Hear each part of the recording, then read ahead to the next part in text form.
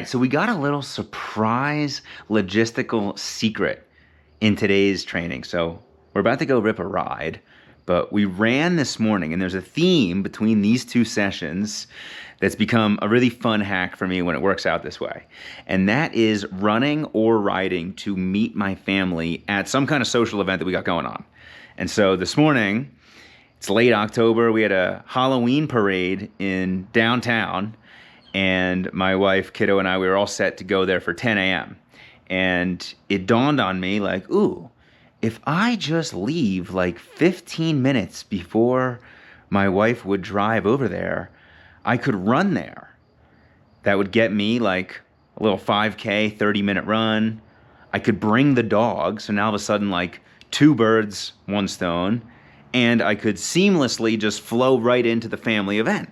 So now all of a sudden it's like 3 birds, 1 stone. And that is pretty much exactly how it worked out.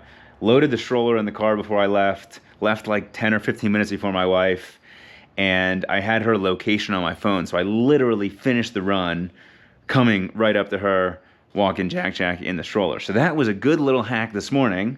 Already got a little frequency run in, and now we are about to rip the main training session of the day. We got a ride going down. I'm starting to extend the ride time. So we got the, I would say, long ride of the weekend. We're about to hit 2+ hours. Nothing crazy, but I have a little something coming up on the calendar. This series is not really a prep series. It's more about a stay ready series. So we'll get into the details of what's going on, what I got coming up in a little bit. But we got 2 hours going down this afternoon, and I'm going to meet my wife and kiddo at a brewery. She's got a friend from her doula network that we're going to meet with her husband and their kiddo. And so I am just going to go rip my ride and roll right into that. So that's the hack. The hack is, do you have things going on in your town where you can run or ride to meet the family and just check like all these boxes on getting your own training in, maybe getting the dog some exercise? Like Pig is always benefiting from an extra 30-minute run, and then rolling right into the family stuff and just making it all work. So that's the challenge. That's what we got. I shared that on Twitter this morning, and my buddy Brady, he shared, he's like, every single week I do a long run into downtown. He lives in Austin, to meet his wife and son for brunch. I'm like, boom, same deal. So that's what we got going down today. The ride, the focus for the beginning of the ride is going to be to get the body just a little primed up. It's been kind of an up and down week physically, right? A little bit of a binge, a little bit of underfueling, figuring out the best approach in the gym right now to balance all of that going on. I've still been stacking good endurance volume, but the goal here is to use the first 30 minutes to really just like high cadence, get the body spinning, and then the goal is definitely to pump out some really good bring it tempo sets. That's the vision right here. But I'm not just gonna say, oh, off the jump, I'm like pounding into this ride. Like, I'm gonna take my time, 30-minute warm up. I'll figure out what routes I'm gonna do. And the goal here is to kind of attack a couple of hills, get in and out of the saddle, a little dynamic movement. And then if things are clicking, which we'd have to bet they will be, we will get into some solid tempo work, a little bit of lower body strength, and just go have fun. There will, of course, be multiple segments getting over 30 miles an hour. You can guarantee that. And for the most part, we are also just looking to go have some fun, soaking up some fall riding. Beautiful day out. Colors on the trees are changing. Yellows, oranges, reds popping. We got some fuel. Should I bring you into the fuel protocol? So we just got 2 big water bottles locked in. I got these, like, these must be 30+ ounces. I got these on Amazon in my Ironman build. If you are, nothing more frustrating than having a really shitty water bottle situation when you're a cyclist. And I was feeling that our water bottle stockpile was just like, eh. We got like caps that are all bent out of shape from the dishwasher. We got bottles that are just like scraped up and super dirty from just years of abuse. And so I grabbed like a 4-pack of these big ass bottles. We got some electrolytes in here. And then we are rolling We are rolling with the expanded testing of Maple Boost. So this is basically my little soft flask that I like to use. This fits 500 calories of maple syrup, and we've got some additional sodium added in here, and I'll be ripping with this to fuel for this effort. So that's what we got going down. Let's quit talking about it and let's just go do it. Peace. I almost freaking forgot. So not only did I get the Scuba GoPro mount, but I also got this handlebar mount. And this thing can like grip on to kind of any part of the bike. And we're gonna bring this out today. I have not used this outside. And so we will test this out and see if this gives some fun angles of what we're getting into. Outside of that, let's let it rip. All right, so we are nice and cooking here. Feeling good, got the body going. Very solid warm up with a few spin ups thrown in. One thing that I like to focus on when I'm out riding, especially in the afternoon when it's often a little bit windier, is working with Mother Nature and not fighting against the conditions. Here's what I mean. Just because I'm going into the wind, like that doesn't need to mean that it's harder. It just means that it's a little bit slower. Same deal on this long road. We're back to Rabbit Mountain, speed spot.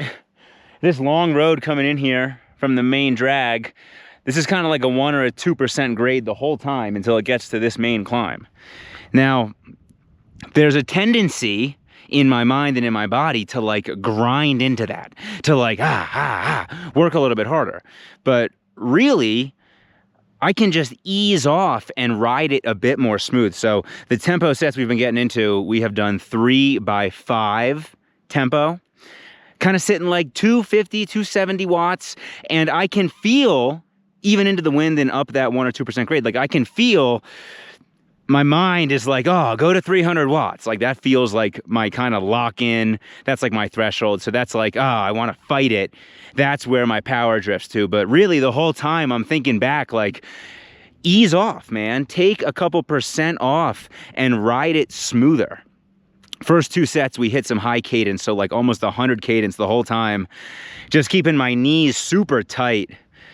One of the things that I see anytime I'm riding, especially with like newer athletes, if I'm riding behind them, I'll see their knees like jutting out, their knees on both sides as they're pedaling, and that's just like making it harder than it's gotta be.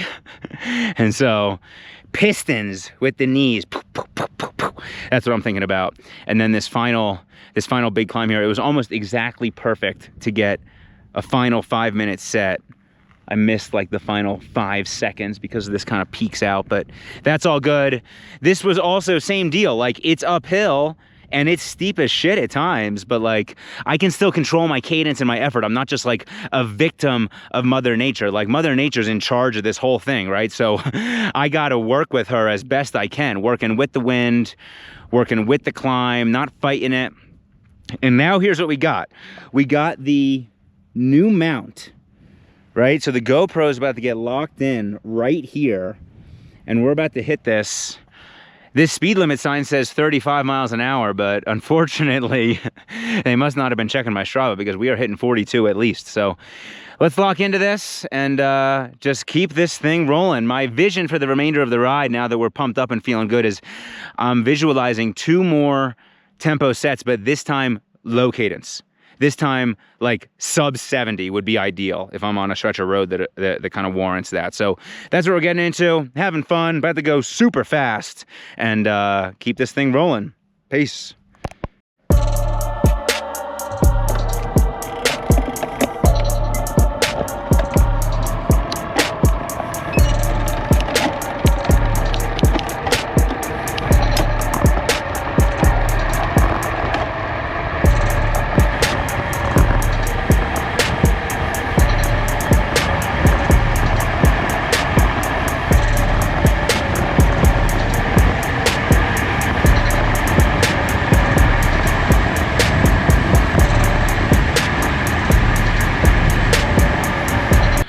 That got pretty nasty.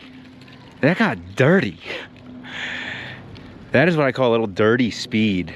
I ended up there's probably like a 10-minute stretch that's like a -1 or 2 the whole time, with some really fun tight corners off of like firm little rollers in the beginning, and then there's a couple of turns. And we decided to just send that. Today's ride had space for high intensity. That was kind of the mission, and didn't know that we'd be totally getting that nasty with it, but it felt good, so we decided to let it fly.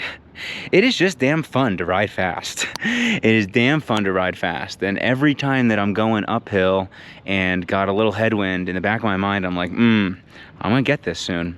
On the way back, this is gonna be real, real nice. And so we just wrapped up here. We got an easy ride coming up tomorrow that'll control the intensity for the week. We're at this brewery. Wife and kiddo are about to get here in a minute, and that is today's training. Peace.